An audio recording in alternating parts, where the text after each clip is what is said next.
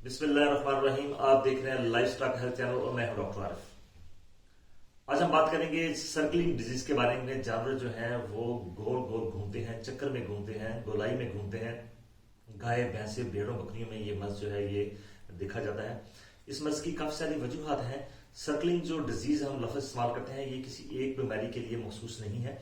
काफी सारी बीमारियों में जो है वो जानवर जो है सर्कल करता है, जैसे कि कीटोसिस की नर्वस फॉर्म अगर आप देख लें तो उसमें भी जो जानवर है वो सर्कल में घूमता है। इसी तरह अगर हम उसको सरा में देख लें कि ट्रिप्नोसोमिसिस में अगर हम देख लें तो फिर भी जानवर जो है वो गोल गोल घूमता है, चक्कर लगाता है।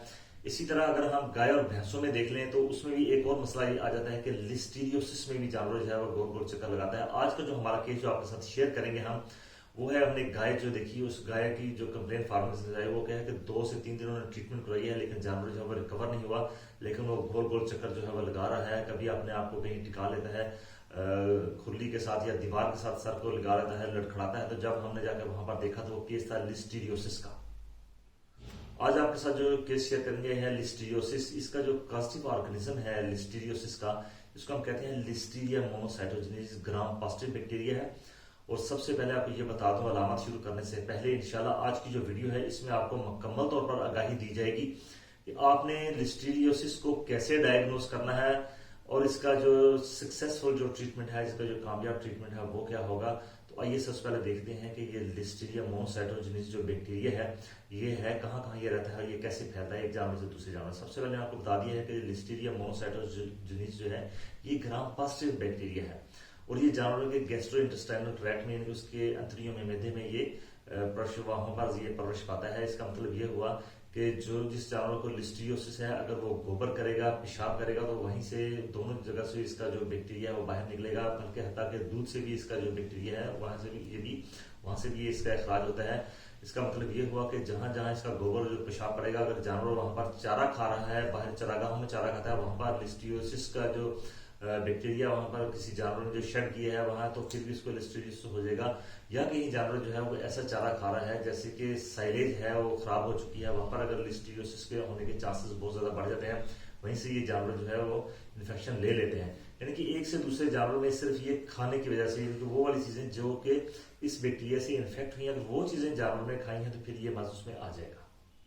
अब आ जाते हैं सबसे बड़ी चीजों के ऊपर, इसकी अलामत क्या है, इसकी सिम्टम क्या है। लिस्टीरियोसिस की सबसे पहले जो सिम्टम है ये 24 से 48 घंटों में अक्सरियत जो जानवरों की है उसमें ये टेम्परेचर देखा गया है 105 से 106 डिग्री फारेनहाइट जो है उसका टेम्परेचर देखा गया है। 48 घंटों के बाद ये बस का टेम्परेचर जो है सबसाइड हो जाता है। कभी कभार ये 48 से 72 घंटों के बाद दोबारा जो है वो टेम्परेचर शो कर देता है। उसके बाद चारा जो है मुकम्मल तौर पे खाना बंद करता है। जो जिसकी जो अलामत है ये मैं आपको तरतीब से आपको बता रहा हूँ, जो हम जानवर में देखते हैं। चारा बंद कर देते हैं, जानवर डिप्रेस होता है, परेशान होता है, सर नीचे झुका के परेशानी के आलम में जानवर जो है वो खड़ा रहता है। जानवर जो है वो अपने सर को जो बीमारी, यानी कि 12 से 24 घंटे के बाद जो बीमारी बढ़ती है तो अपने सर को वो टिका लेता है, यानी कि या वो खुरली पर सर को रखेगा या किसी दीवार के साथ सर को टकरा लेगा।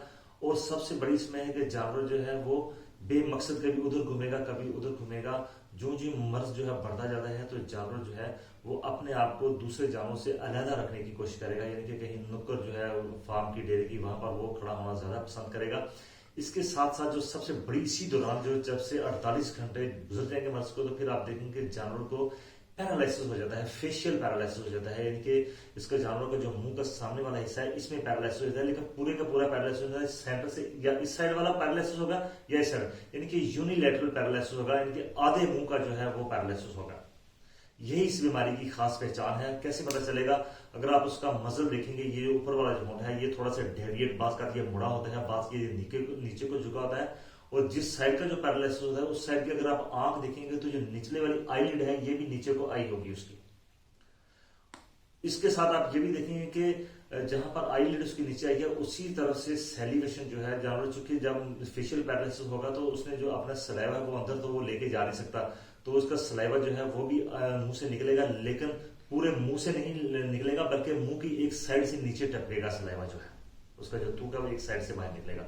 इससे हमें अंदाजा हो जाएगा कि इसको लिस्टीरियोसिस का मर्ज तकरीबन हो चुका है। लेकिन इसकी जो मेन सिम्टम वो भी आपको बता दूं साथ कि जानवर जो है जिस तरफ का उसको पैरालिसिस होगा, यानी कि अगर राइट साइड पर है या लेफ्ट साइड पर है, दाएं है या बाईं साइड पर है, तो जिस साइड का पैरालिसिस होगा उसी साइड को जानवर जो है वो गोलाई में घूमेगा और लंबा चक्कर नहीं लेगा, बल्कि छोटे ही चक्कर में अपने ही गिर्द जो है वो घूमना शुरू करेगा। जैसे कि आप इस गाय में देख रहे हैं कि वो छोटे चक्कर ले रही है, अपनी ही तरफ घूम रही है। इस तरह जो बाकी बीमारियां दो हैं जिसका मैंने आपका जिक्र किया है, ट्रिपनोसोमियासिस का किया है और नर्वस फॉर्म जो है किटोसिस की आपके साथ मैंने शेयर की है। अगर उसमें ये मसला आता है उसकी और भी अलामत साथ होती हैं। लेकिन जब जानवर सेलिब्रेशन करेगा, इनके मुंह से सलाइवा निकालेगा, तो एक परेशानी का आलम हो जाएगा कि इसको रेबीज तो नहीं होगी। लेकिन जब रेबीज में सेलिब्रेशन होती है तो एक साइड पर नहीं होती, बल्कि वो पूरे मुंह की से नीचे की तरफ होती है। इसके साथ उसकी और भी मखसूस अलामत है, जो मैं अपनी एक वीडियो जो है, बल्कि 2 वीडियोस के ऊपर मैं बड़ी तफसील से बना चुका हूं, वहां पर आप इसको देख सकते हैं। अब जिस तरफ ये चक्कर लगाएगा उसके साथ साथ ये भी होगा कि चक्कर भी लगाएगा, चक्कर के दौरान जानवर जो है जब थक जाता है तो फिर अपना सर जो है वो खुरली पर टिका लेगा और फिर कम से कम 1 से 2 घंटे या 3 घंटे के बाद दोबारा जो है वो चक्कर लगाना शुरू करता है। जब उसको लेकर आप एक जगह से दूसरी जगह उसको रस्से पर ले जाएंगे तो वो लड़खड़ाएगा। कोऑर्डिनेशन जो है वो नहीं होगी, डिसकोऑर्डिनेटेड होगा जानवर, जिनके उसकी जो लड़खड़ाहट है वो बहुत ज्यादा होगी। किसकी वजह से? सिर्फ जो है उसको फालज जो हो चुका है उसकी वजह से, क्योंकि ये जो इन्फेक्शन ये सीधा का जो ब्रेन स्टेम है उसमें जाके ये इन्फेक्शन जो है बैक्टीरिया वहां पर चला जाता है और वहां पर जाके ये जो ब्रेन है उसकी ये इन्फ्लेमेशन करता है, जिसकी वजह से ये वाली जो नर्वस साइन जो है वो जानवर शो करना शुरू कर देता है। इसके साथ साथ जानवरों के जो मेस्टिकेटर मसल है, इनके जो चबाने वाले मसल है, वो भी चूंकि उस साइड वाले काम नहीं करेंगे, तो जो उस साइड वाली गाल होगी जिस तरफ जानवर की पैरालिस हुई तो वहां पर उसने चारा यहाँ पर इकट्ठा किया होगा, गाल खुली होगी। जब हाथ से ग्लव्स डाल के आप देखेंगे तो आप देखेंगे उसके अंदर चारा जो है वो मौजूद है। तो ये इस चीज की अलामत होगी कि जानवर को लिस्टीरियोसिस जो है वो हो चुकी है। अब आ जाते हैं इसकी सक्सेसफुल ट्रीटमेंट की तरफ, क्योंकि डायग्नोसिस तो हमने कर दिया क्लिनिक उसकी अलामत की बुनियाद पर। इसकी जो ट्रीटमेंट है इसमें 2-3 एंटीबायोटिक्स, क्योंकि ये ग्राम पॉजिटिव है तो सबसे पहले जो ट्रीटमेंट का हम जिक्र करेंगे वो है penicillin G, procaine penicillin G. 22,000 units फी किलोग्राम के हिसाब से आपने इसको लगानी है, सुबह शाम लगानी है और ये तकरीबन 1 हफ्ता जो है जानवर को लगती है। अगर मर्ज जो है वो शिद्दत इख्तियार कर चुका है तो फिर 2 हफ्ते तक भी ये मेडिसिन चली जाती है। उसके बाद जो मेरी पसंदीदा मेडिसिन है जिसकी वजह से हम रिजल्ट हमने लिया है काफी केसेस में, वो है ऑक्सीटेट्रासाइक्लिन।